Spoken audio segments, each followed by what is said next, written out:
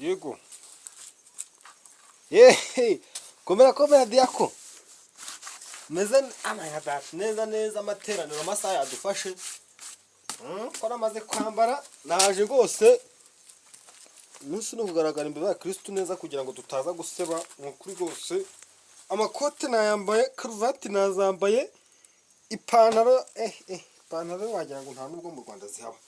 Noneho ubu bategura bashyire ku murongo nanjye naje rwose batunganya ku buryo tutaraseba uziko paruwasi yacu ari ya mbere mu karere dusebe. Iyi nanjye reka ngire vuba nta kibazo.